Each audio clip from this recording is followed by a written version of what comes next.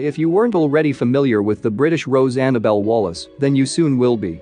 The English actress best known for the roles of Queen Jane Seymour in the historical drama The Tudors, Grace Burgess in the crime drama Peaky Blinders, and Jenny Halsey in the supernatural adventure film The Mummy. Over the past few years, she's been slowly rising up the ranks to stardom, and it's time you learned a little more about her. So, here are 10 facts that'll help you get to know Annabelle Wallis.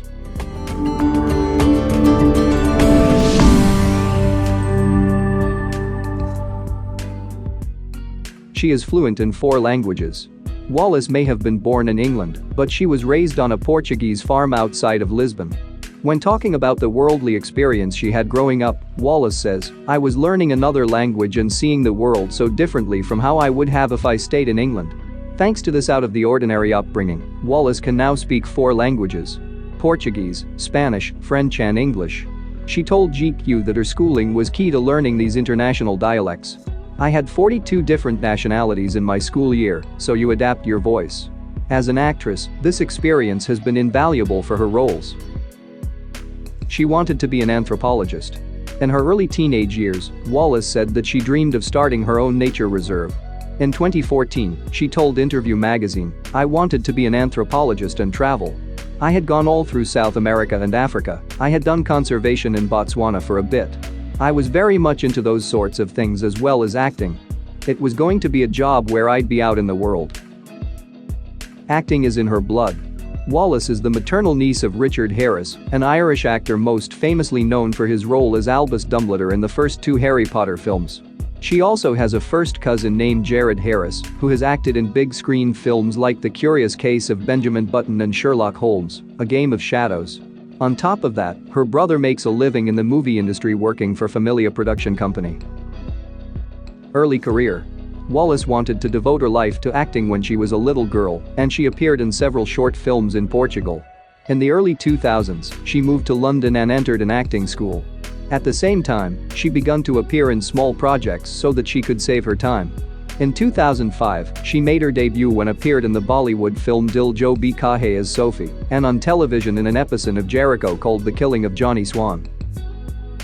She got her big break in The Tudors. Her first big international success was opposite Jonathan Rhys-Meyers in The Tudors. She played Jane Seymour, Henry VIII's third wife, who died giving birth to Henry's only legitimate son, Edward. She once worked for Madonna. Wallis took on the role of Arabella Green in the 2011 film W.E., which was co-written and directed by none other than the Queen of Pop herself. Unfortunately, the movie based on the real-life story of Wally Winthrop wasn't exactly a box office success. She was in Annabelle. No doubt things got confusing when Wallis starred in the 2014 horror film Annabelle, the prequel to The Conjuring. She didn't play the eponymous role, instead she portrayed Mia Form, a woman haunted by a demon that manipulates a China doll. She credits her Peaky Blinders role with changing her career.